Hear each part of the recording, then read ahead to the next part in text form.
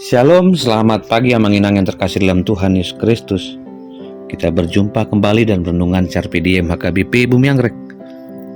Hari Jumat tanggal 16 Agustus 2024. Sebelum kita merenungkan firman Tuhan, kita bernyanyi dari buku Ende nomor 339 ayat 1 dan 9.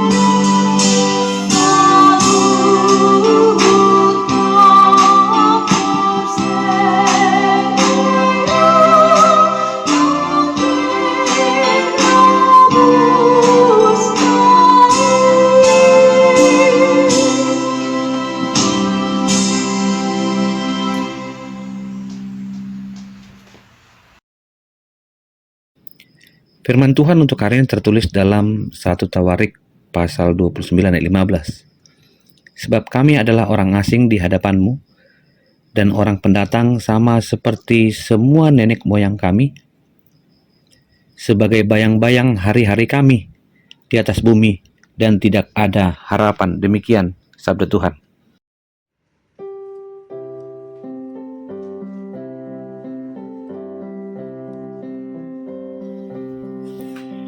Amanginang yang terkasih dalam Tuhan Yesus Kristus, firman Tuhan ini berisikan tentang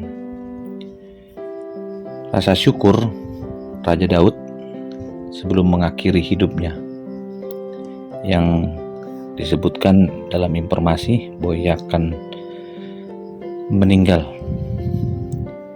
Firman Tuhan ini mengajak kita untuk melihat satu kesempatan yang jarang dilihat oleh manusia.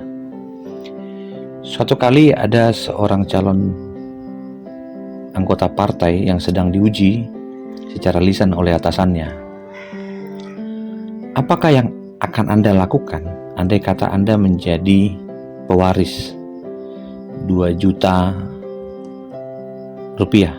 Jawabnya, saya akan memberikan separuh pada partai dan separuhnya saya simpan sendiri. Wow, bagus sekali.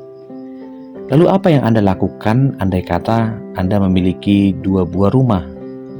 Dia jawab, akan saya pakai 1 dan satunya lagi akan saya berikan untuk partai atau negara. Wow, amat bijaksana. Dan apakah yang Anda lakukan jika Anda memiliki 2 pasang sepatu? Kali ini tidak ada jawaban cepat keluar dari mulutnya. Saudaraku, Anda telah memberikan jawaban yang tepat untuk 2 pertanyaan yang tadi, yang dianggap sangat sukar. Mengapa Anda sekarang ragu? Jawaban pun keluar dari mulutnya, Pak Ketua, saya tidak memiliki 2 juta rupiah, dan saya pun tidak memiliki 2 buah rumah, tapi saya memiliki 2 pasang sepatu, dan saya membutuhkan keduanya. Masalah memberi apa yang ada dalam kehidupan kita dan kita rasa itu memang sangat penting, kita juga butuh, tentu tak semudah membalikkan tangan. Lebih mudah untuk berandai-andai memberi ketimbang melakukan pemberian apa yang nyata dalam kehidupan kita. Ilustrasi itu menggambarkan ketika berandai-andai amat mudah menyatakan untuk memberi, tapi ketika tiba pada suatu yang nyata sangat sulit. Oleh karena itulah, kita membaca apa yang menjadi saksi sejarah hidup orang Israel dalam firman Tuhan ini. Mengherankan, bagaimana mungkin mereka memberikan persembahan sukarela?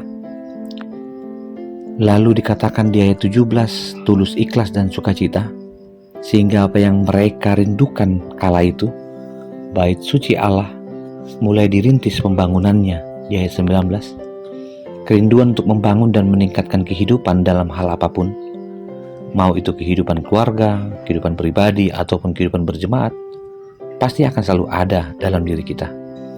Amanginang yang terkasih dalam Tuhan Yesus Kristus, sebelum Israel melihat dengan mata kepala sendiri bagaimana bangunan bait Allah yang sudah lama mereka nantikan itu, dan saat ini perikop yang kita baca ini, mereka mulai merintis apa yang mereka impikan. Tentu ada harga yang harus dibayar, bukan? Ketika kita melihat mereka berani memberi dan membawa persembahan kepada Tuhan untuk mencapai harga yang harus dibayar itu, demi impian mereka memiliki bangunan bait Allah, kita disadarkan adanya satu gerak yang tidak dapat kita pahami, yang mau tak mau kita diajak untuk memiliki kesadaran bahwa apa yang ada dalam diri kita sepenuhnya adalah di bawah kepemilikan Tuhan, di ayat 11 dan 12. Yang kedua, kita harus melakukan secara bersama-sama, bukan sendiri. Mereka bisa melakukan yang baik untuk Tuhan, dan mereka membawa persembahan sukarela di ayat 14. Pengingatan apa yang telah Tuhan lakukan untuk hidup mereka, sehingga mereka mampu bersyukur di ayat 15. Dan yang paling sulit adalah di ayat 18, mempertahankan kerinduan untuk terus mewujudkan sesuatu bagi Tuhan.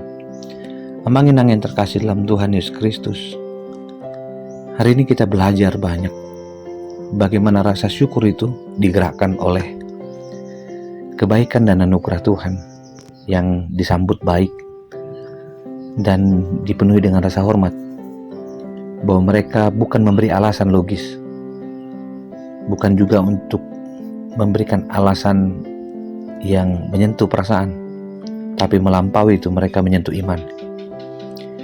Dengan kemurahan itu Daud didorong oleh rasa syukur atas keterlibatan Allah dalam hidupnya dan dalam kehidupan bangsa Israel, menggambarkan kerendahan hatiannya dan pengakuannya atas kebaikan Allah sebagai pendatang dan orang asing. Dan ucapan syukur inilah yang menjadi kekuatan kita.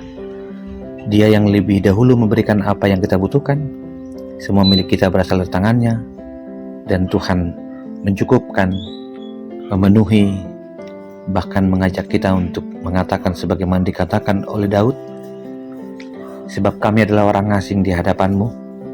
Orang asing sama seperti semua nenek moyang kami, sebagai bayang-bayang hari-hari kami di atas bumi dan tidak ada harapan. Namun di antara itu, ternyata Tuhan telah mencukupkan, memampukan dan mengajarkan kita untuk membawa apa yang baik kepada Tuhan dan melibatkan syukur itu di dalam pekerjaan dan harapan yang penuh dengan kepastian.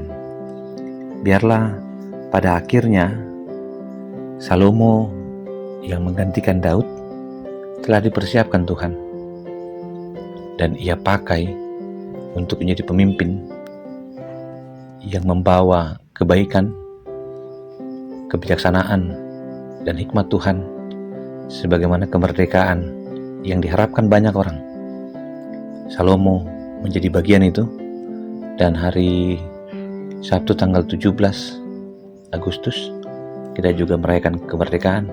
Mari rayakanlah kemerdekaanmu dengan syukur kepada Tuhan dan berbaur, berdoa untuk kesejahteraan bersama, kerukunan bersama, dan persahabatan yang dikasihi Tuhan.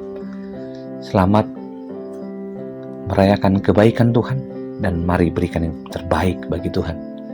Dan bersama dengan gerejanya bersaksi ada impian yang sedang kita kerjakan.